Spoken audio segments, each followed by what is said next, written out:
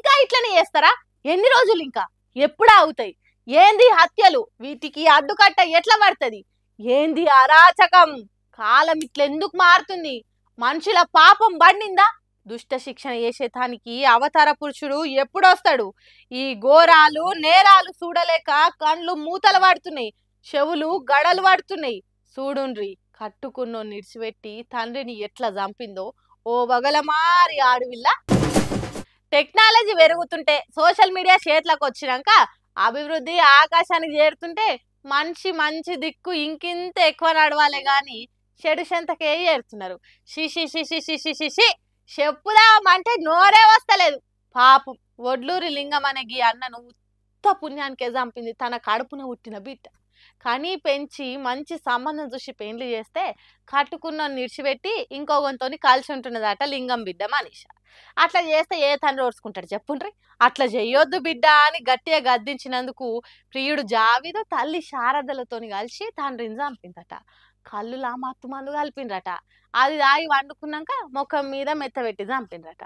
వాళ్ళ ధైర్యం పాడుగాను తర్వాత సెకండ్ షో సినిమాకి పోయొచ్చి తర్వాత శవాన్ని గట్కేసర్ మండలం ఏదులాబాద్ అనే ఊరు చెరువులేసి వచ్చిందట.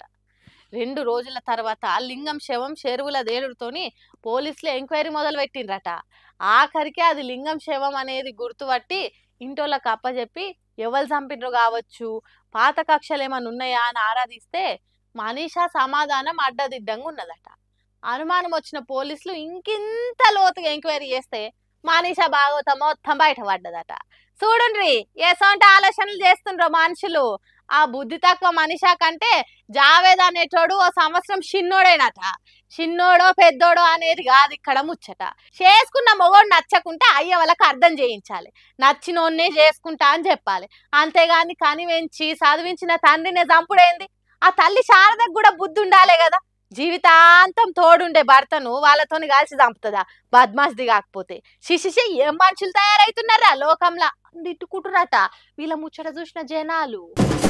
దేవునికి పూజ చేస్తున్నామంటే ఎంత నిష్టతో చేయాలి ఏం కథ? అందులో పాలాభిషేకం అంటే కల్తీ లేని పాలతో చేయాలి, అవునా కాదా? ఒకవేళ మీ తాన పాలు దొరకకపోతే ఉత్త నీళ్ళతోనైనా చేయదు కానీ పలిగిపోయిన పాలతోని దేవునికి అభిషేకం చేస్తే ఎవరన్నా సై అంటారా? అది కూడా ఏదో తెలివని గుడి కూడా కాదు, కుద్దు ఆ కానిపాక వరసిద్ధి వినాయకుని గుళ్ళనే అయింది ఇంతటి అపచారం. అందుకే పెద్ద మనుషులు అంతా అరుచుకుంటుర్రు. ఎంతో నిశ్చితగా వచ్చావు ఇక్కడికి. దేవుడు అంటే పెద్ద ఇదిగా చూసుకుందని చెప్తే వీళ్ళు ఏం చేశారు, నిరిగిపోయిన పాలేశారు. ఒకటే దేవుడికే కదా పర్వాలేదని చెప్పేసి అనే మాటలు మాట్లాడారు. మేము ఎంతో నిష్ఠగా భగవంతుడి కోసం ఇక్కడికి వస్తే వాళ్ళు చేసే పనిది. ఇక్కడ ట్రస్ట్ ఎలా నడుతుందో లేదో తిరిగి మాకు అర్థం కావట్లేదు. మీ పేరు సార్? నా పేరు సత్యనారాయణ, తెలుగుదేశం పార్టీ ఎంపీటీసీ. హాగో ఇన్నరా పెద్ద మనిషి ఎంత బాధపడుతుండో. ఇక్కడ గణపయ్య కోసం ఎంతో నిష్టగా ఇంత దూరంకి వెళ్ళొస్తే వీళ్ళు పలిగిపోయిన పాలతో అభిషేకం చేసుడే కాకుండా దేవునికే కదా తీ అని ఎట్టికి మాట్లాడుతురట. ఏమంటారు వీళ్ళని? ఈయననే కాదు గీ మేడం కూడా కర్నూలు నుంచి వచ్చిందట. అయితే ఏమైందో ఆమెనే చెప్తుంది నుండ్రి. పాలు దొరుకుతాయండి అంటే ఎన్ని లీటర్లైనా ఇస్తాం మేడం అన్న. సో మేము 2 టికెట్స్ తీసుకున్నాము, వాటికి 4 లీటర్స్ ఇచ్చారు. అగైన్ మాకు ఎక్స్ట్రా పాలు కావాలి అన్నాను, ఒక 10 లీటర్స్ ఇస్తాం మేడం అన్నాను. So we paid amount to the milk vendor, but he has given broken milk. So ఇలా దౌర్జన్యం జరుగుతుంది సార్. చూసిర్రా దేవుని పేరు చెప్పి దందా ఎట్లా చేస్తుర్రో.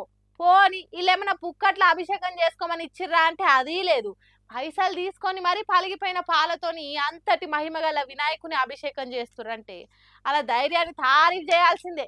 ఇట్లనే చూసుకుంటుంటే కుదరదని బయటికి వచ్చి అలా కోపాన్ని మొత్తం ఎల్లగక్కిర్రు. మరి దేవుడు అంటే భక్తి లేదా భయం లేదా అనేది వాళ్ళ ఇష్టం కానీ ఆయనను దర్శనం చేసుకునేటందుకు వాళ్ళ మొక్కులు తీరితే అభిషేకాలు చేసేందుకు ఎక్కడెక్కడికెళ్ళో వస్తుంటారు. అసొంటోళ్ళను మోసం చేయొద్దన్న ఇంగితం లేకపోతే ఎవరం మాత్రం ఏం చేస్తాం? ఇది ఇట్లనే సీఎం చంద్రాలకు చేరి వాళ్ళ మీద ఏమైనా యాక్షన్ తీసుకుంటే గానీ బుద్ధి రాదు. ఇంతటి అధ్వానం తయారవుతారు. పైసలు పైసలు పైసలు పైసల కోసం జనాలను ఎట్లనో మోసం చేస్తారు కదా. ఆఖరికి దేవుణ్ణి కూడా ఎట్లా మోసం చేయాలనిపిస్తుందో ఏం పాడో అని నోటుకొచ్చిన బుద్ధులతో తిడుతుర్రు. ఇది చూసిన భక్తజనులంతా